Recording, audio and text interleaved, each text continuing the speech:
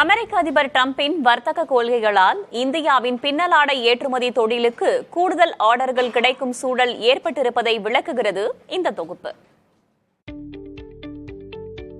இந்தியாவின் பின்னலாடை ஏற்றுமதியில் பாதியளவு தமிழ்நாட்டின் திருப்பூரில் இருந்து நடைபெறுகிறது. இந்நிலையில் அமெரிக்காவின் வர்த்தக கொள்கைகளால் இந்தியாவின் பின்னலாடை ஏற்றுமதிக்கு பிரகாசமான வாய்ப்பு ஏற்பட்டிருக்கிறது. ஆடைகள் ஏற்றுமதிக்கு இந்தியாவுக்கு 26%, வங்கதேசத்திற்கு 37%, வியட்நாமுக்கு 46%, சீனாவுக்கு 100%ற்கு மேலும் அமெரிக்கா வரி விதித்துள்ளது.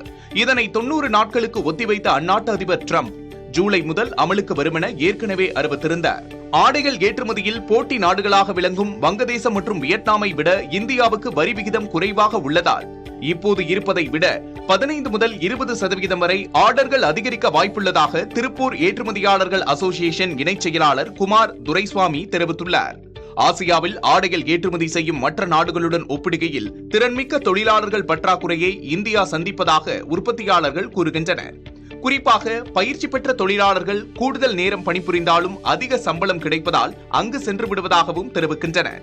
எனவே பல நிறுவனங்கள் தங்களின் தொழிலாளர்கள் பற்றாக்குறையை பூர்த்தி செய்ய வடமாநிலங்களை நாடும் சூழல் இருப்பதாகவும் தெரிவிக்கின்றனர்.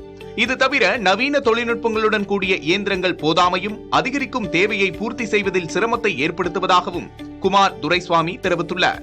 அமைப்பு சாரா தொழில்களில் தொழிலாளர்கள் பற்றாக்குறையை கவனத்தில் கொள்வது அவசியம் என தெரிவித்த குமார் துரைசுவாமி, ஆடைகள் உற்பத்தி சார்ந்த தொழில்களுக்காக 3 லட்சம் பேருக்கு பயிற்சி வழங்குவதாக கடந்த ஆண்டு மத்திய அரசு கூறியிருந்ததை நினைவூட்டினார்.